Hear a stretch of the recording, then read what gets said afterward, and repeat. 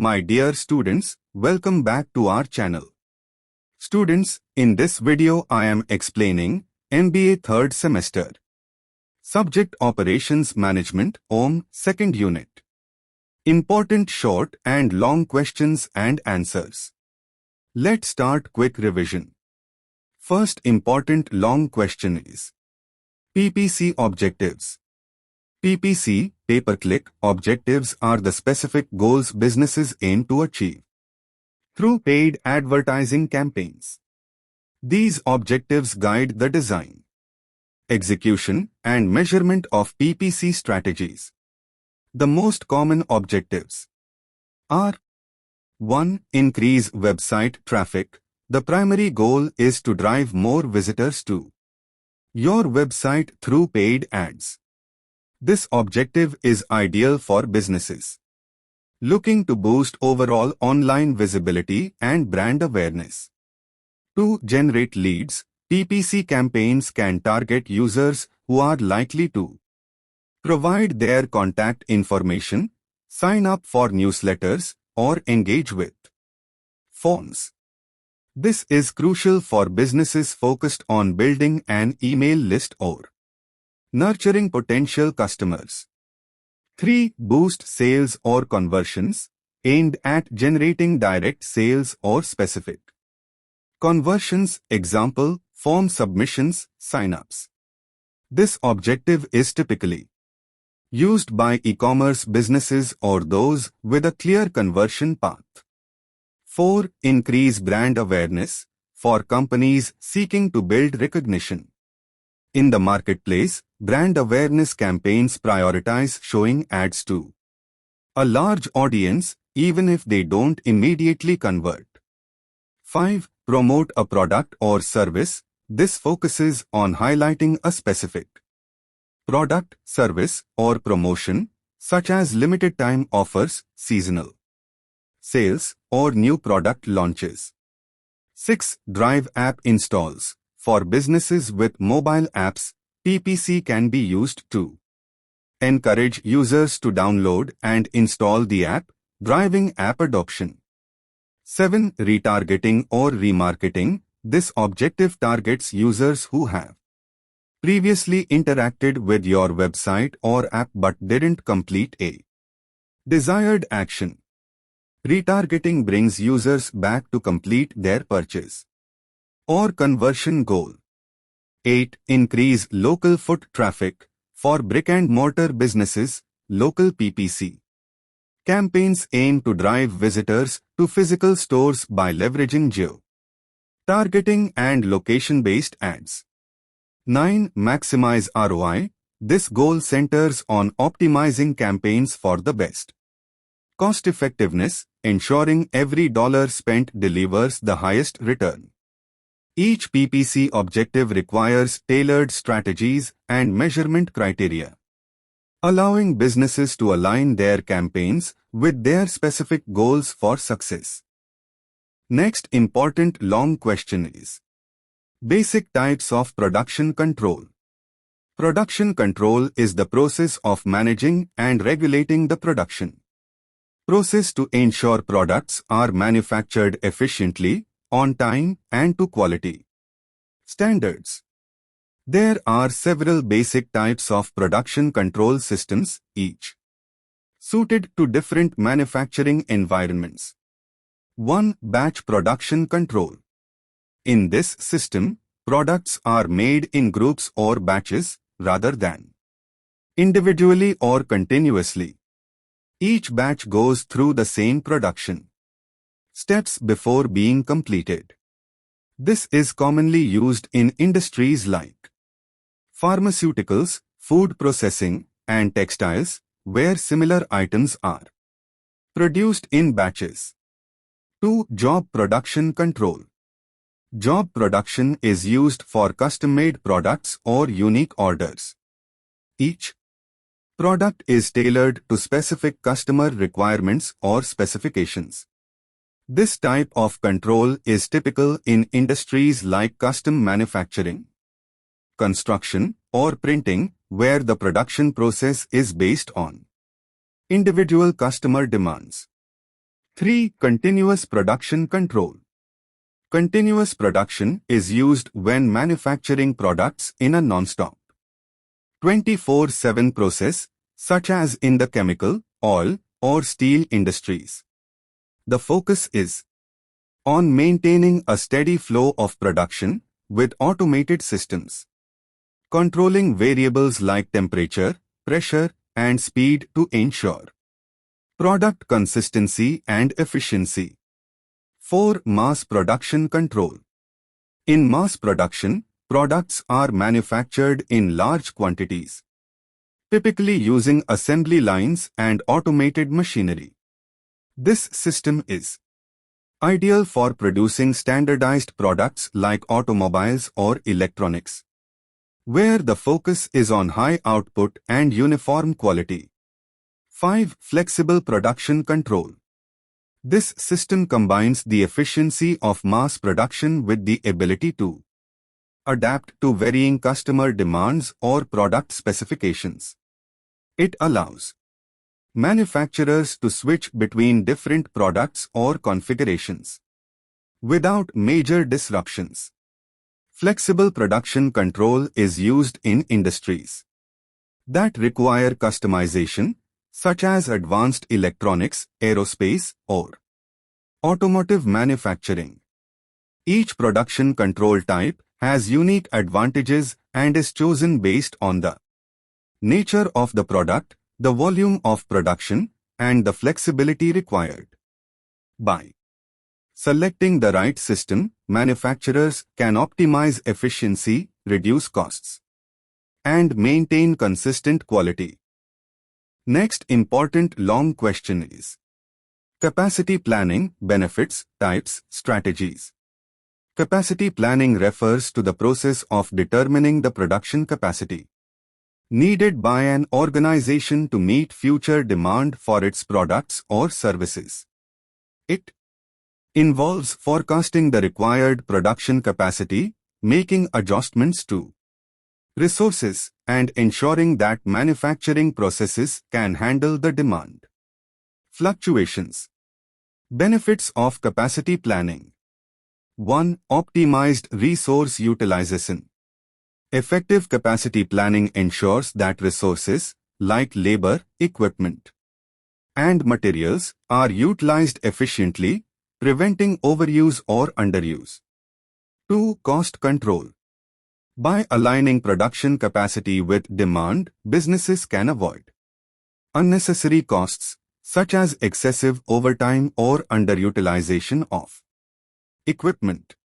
It also helps in identifying and mitigating bottlenecks that can lead to inefficiencies. 3. Meeting customer demand. Proper capacity planning ensures that there's enough production capacity to meet customer demand, preventing delays, stockouts, or lost sales.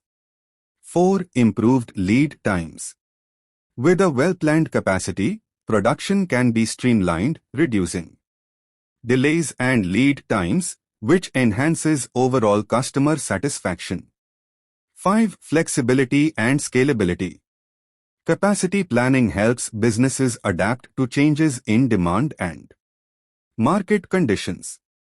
It allows organizations to scale up or down based on demand fluctuations, ensuring agility in operations. Types of capacity planning. 1. Long-term capacity planning. This type focuses on predicting demand over the long run, typically 1 to 5 years, and making major investments or strategic decisions like expanding facilities, adding new production lines, or introducing new technologies. 2. Medium-term capacity planning. Medium-term planning usually looks at a 6-month to 1-year horizon. It involves adjusting production schedules, managing labor force shifts, and ordering additional raw materials based on expected demand fluctuations. 3. Short-term capacity planning. Short-term capacity planning is focused on daily, weekly, or monthly adjustments It's about managing existing resources efficiently to handle immediate fluctuations in demand, including overtime, additional shifts, or temporary changes in workforce size. Capacity planning strategies. 1. Lead strategy. This strategy involves increasing capacity in anticipation of future demand growth. It's proactive and often used when a company expects a significant increase in demand and wants to avoid capacity shortages. 2. Lag strategy. The lag strategy is more reactive. It involves increasing capacity only after demand has already increased, helping to avoid overinvestment in resources during low demand periods. 3. A match strategy. The match strategy involves closely aligning capacity with fluctuating demand by making small, incremental adjustments. This approach offers a balance between being proactive and reactive, minimizing the risk of both overcapacity and undercapacity. 4. Dynamic strategy. A dynamic strategy focuses on constantly adjusting capacity in real time based on fluctuating demand, often using advanced data analytics and real-time monitoring tools. This approach is particularly effective in industries with highly unpredictable demand. In conclusion, capacity planning is essential for ensuring that an organization has the right amount of resources in place to meet its production goals. The right strategies and types of planning can help businesses optimize operations, reduce costs, and stay agile in a competitive market. Next important long question is capacity requirement. Capacity requirement refers to the amount of production capacity needed to meet the forecasted demand for goods or services over a specific period. It is a critical element of production planning, helping businesses ensure they have the necessary resources to meet customer needs without underutilizing or overburdening their systems. Key factors influencing capacity requirements include forecasted demand, which predicts how much of a product will be needed, production rates, which determine how quickly products can be made, lead times, the time it takes to produce goods, workforce availability, which includes labor skills and shifts, machine and equipment efficiency, and material availability, as delays or shortages can impact production timelines. The process of determining capacity requirements typically involves several steps. First, businesses forecast demand based on historical data or market trends. Next, they calculate the required production output to meet this demand, taking into account how much can be produced with current resources. Identifying bottlenecks in the production process, such as equipment limitations or labor shortages, is also essential. Businesses must then adjust for fluctuations like seasonal demand changes. Finally, resource allocation is planned to ensure sufficient labor, equipment, and materials are available. Accurate capacity planning offers several advantages. It helps businesses avoid overproduction or underproduction, ensuring resources are not wasted or insufficient. It also optimizes resource utilization, ensuring labor and machinery are used efficiently while controlling costs by avoiding unnecessary investments in resources. Moreover, it improves lead times, ensuring that products are delivered on time to meet customer expectations. In conclusion, understanding and planning for capacity requirements is crucial for businesses to operate efficiently, meet demand, and maintain a balance between cost control and production capabilities. With proper capacity planning, companies can achieve smoother operations, increased customer satisfaction, and greater overall productivity. Next important long question is resources aggregate planning.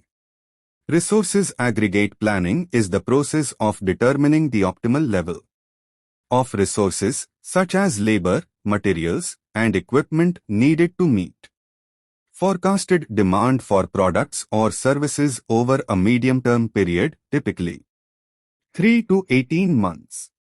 It plays a crucial role in balancing supply and demand, ensuring efficient use of resources and minimizing production costs. The main objectives of aggregate planning include aligning production capacity with demand, minimizing inventory holding costs, and optimizing resource utilization. This is achieved through strategies such as the chase demand strategy, where production adjusts according to demand fluctuations, and the level production strategy, where production is kept steady and excess output is stored for future use. A hybrid strategy combines both approaches, offering flexibility in response to demand changes while maintaining a stable production flow. Key components of aggregate planning include workforce planning, determining the required number of employees, inventory management, balancing raw materials and finished goods, production scheduling, sequencing tasks for smooth operations, and resource allocation, optimizing the use of labor, equipment, and materials. The benefits of effective resources aggregate planning are significant.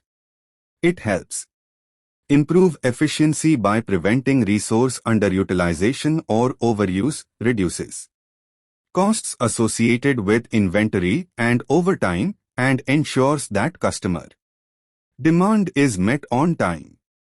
Proper planning also enables businesses to remain agile, adjusting quickly to demand changes or market conditions. In conclusion, resources aggregate planning is essential for businesses to optimize production, manage costs, and meet customer demands. With accurate forecasting, strategic resource management, and efficient production scheduling, businesses can improve both operational performance and customer satisfaction, making aggregate planning a vital aspect of supply chain and operations management. Next important long question is MPS, MRPI, MRP2. MPS, Master Production Schedule, MRPI, Material Requirements Planning, and MRP2, Manufacturing Resource Planning, are all critical systems used in production planning and inventory control, helping businesses manage their manufacturing processes effectively. Here's an overview of each system. 1. MPS, Master Production Schedule. The Master Production Schedule, MPS, is a detailed plan that outlines what products need to be produced, in what quantities, and when. It is typically based on forecasted demand, customer orders, and inventory levels. The MPS serves as a link between the company's sales or demand plan and the actual production process. Key features: specifies the quantity of products to be made, provides a clear timeline for when products need to be produced, ensures that production aligns with customer demand, optimizing inventory and resource utilization. Benefits: helps in meeting customer demand on time, reduces the risk of underproduction or overproduction, improves inventory management by maintaining appropriate stock levels. 2. MRPI, Material Requirements Planning. Material Requirements Planning, MRPI, is a system designed to ensure That materials and components are available for production at the right time and in the right quantities. MRPI uses data from the MPS to determine the required materials, their lead times, and the optimal order quantities. Key features: calculates material requirements based on the MPS and inventory levels. Helps businesses schedule purchasing and production orders. Ensures that materials are available to meet production needs without excess inventory. Benefits: minimizes material shortages and delays. Improves inventory control, ensuring materials are used efficiently. Helps reduce holding costs by maintaining optimal inventory levels. 3. MRP2, Manufacturing Resource Planning. Manufacturing Resource Planning, MRP2, expands upon MRPI by integrating additional business functions, such as labor, equipment, and financial management, into the planning process. MRP2 is a more comprehensive system that links the entire manufacturing process, from material procurement to production and distribution. Key features: integrates materials, labor, machine capacity, and inventory into the planning process. Helps with capacity planning by forecasting labor and machine requirements. Provides a holistic view of the entire production process and its alignment with business goals. Benefits: better coordination between production, procurement, and inventory management. Improves resource utilization by balancing capacity with demand. Helps reduce production costs and inefficiencies by providing a clear, integrated plan. In summary, MPS, Master Production Schedule, sets the production plan based on demand. MRPI, Material Requirements Planning, ensures that the materials and components are available to meet the production schedule. MRP2, Manufacturing Resource Planning, expands MRPI by incorporating broader business functions like labor, equipment, and capacity management. Together, these systems help optimize manufacturing operations by ensuring that resources are used efficiently, inventory is managed effectively, and customer demand is met on time. Next important long question is economic batch quantity. Economic batch quantity, EBQ, is a production scheduling model that determines the optimal number of units to produce in each batch, balancing setup costs and holding costs to minimize total production costs. This concept is especially important in manufacturing environments where products are produced in batches rather than continuous production runs. Key components of EBQ. 1. Setup costs. These are costs incurred every time a production run is started, such as machine setup, labor, and tool changes. Large batches reduce the number of setups required. 2. Holding costs. These are costs related to storing inventory, including warehousing, insurance, and potential spoilage or deterioration. Larger batches often result in higher holding costs due to increased inventory levels. 3. Demand rate. The rate at which products are needed by customers. The demand influences how often batches should be run. EBQ formula. The formula to calculate the economic batch quantity is EBQ is equal to where D is equal to annual demand, S is equal to setup cost per batch, H is equal to holding cost per unit per year, D is equal to demand rate per period, P is equal to production rate per period. This formula helps businesses determine the most cost-effective batch size by factoring in both production capacity and demand. Benefits of EBQ.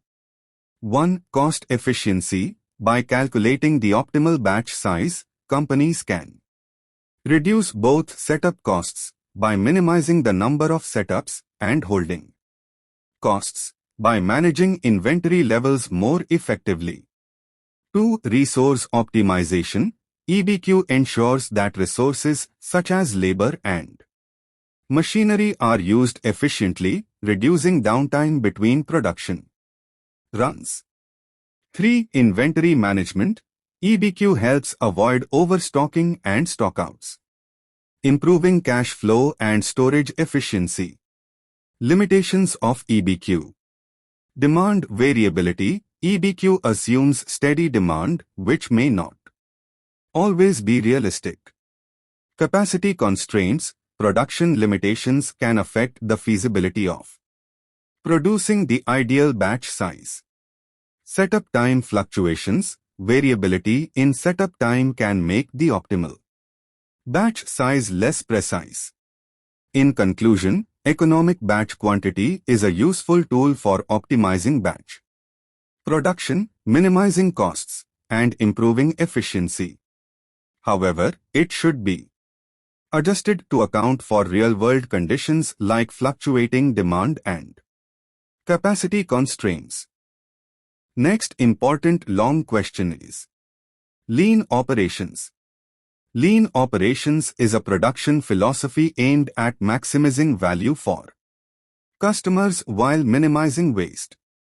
Originating from Toyota's production system, Lean focuses on streamlining processes, improving efficiency, and ensuring the optimal use of resources like time, materials, and labor. Core principles of lean operations. 1. Value definition. Identifying what the customer values and ensuring that all efforts align with delivering that value. 2. Value stream mapping. Analyzing and mapping out the production process to pinpoint areas of waste and inefficiencies.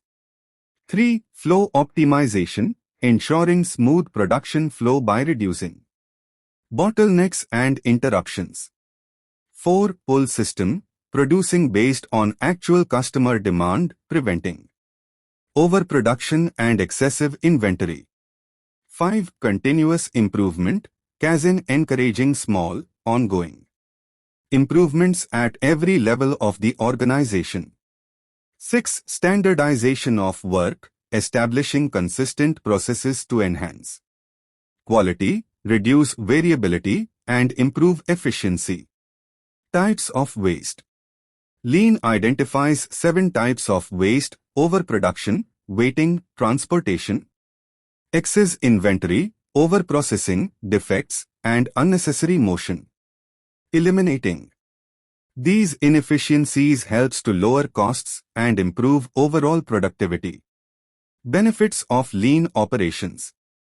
Cost reduction. Lean operations help businesses reduce excess inventory, storage costs, and unnecessary labor, leading to significant cost savings. Improved quality, standardized processes, and continuous improvement initiatives lead to higher quality products with fewer defects. Increased efficiency. Streamlining production helps speed up processes, reduce downtime, and increase overall productivity. Customer satisfaction. Lean practices enable faster response times to customer demand and improve on-time delivery. Employee engagement. Lean encourages employee involvement in suggesting improvements, fostering a culture of continuous learning. Challenges. While implementing lean can lead to substantial benefits, companies may face resistance to change, initial costs for training and technology, and challenges in maintaining improvements over time. In conclusion, lean operations is a valuable strategy for businesses seeking to improve efficiency, reduce waste, and enhance customer value. Despite the challenges, the long-term rewards cost savings, improved quality, and greater competitiveness make lean an essential approach for success in today's fast-paced market. Next important long question is line balancing. Line balancing is a key concept in production management aimed at distributing tasks evenly across workstations in a production line. The primary goal is to ensure that each workstation has an approximately equal amount of work, thereby minimizing idle time and preventing bottlenecks. By optimizing the flow of tasks, line balancing enhances overall production efficiency, reduces lead times, and improves resource utilization. The process involves breaking down the production process into individual tasks, considering factors such as task times, workstation's capacity, and task precedence. The challenge lies in balancing the workload without overburdening any station, all while maintaining an efficient and continuous production flow. Benefits of line balancing. 1. Increased efficiency. Line balancing reduces downtime and idle time by ensuring that all workstations are consistently active, leading to smoother operations and faster production rates. 2. Reduced lead time. With a balanced workflow, the time required to complete a product from start to finish is minimized, contributing to faster turnaround and improved delivery times. 3. Higher productivity. Properly balanced lines lead to a steady pace of production, which enhances the output per worker and machine, boosting overall productivity. 4. Cost reduction. Balanced operations prevent wastage of time, labor, and materials, helping to cut operational costs and improve profitability. 5. Improved quality. When tasks are evenly distributed, operators can focus on quality at each station rather than rushing, reducing defects and rework. Challenges. However, line balancing does have its challenges. Complex task dependencies, varying task times, and resource limitations can complicate the balancing process. Variations in time or skill requirements may cause imbalances, while resource shortages might limit optimal task allocation. In conclusion, line balancing is essential for optimizing production lines, improving efficiency, and reducing costs. While challenges exist, the benefits of streamlined production, faster delivery, and higher quality make it a crucial element for achieving operational success in manufacturing environments. Students, for other units explanation and other subjects quick revision or explanation links are available in description. Check out once. I think it will be useful to you. Thank you. Thank you for watching. Like and share this video with your friends.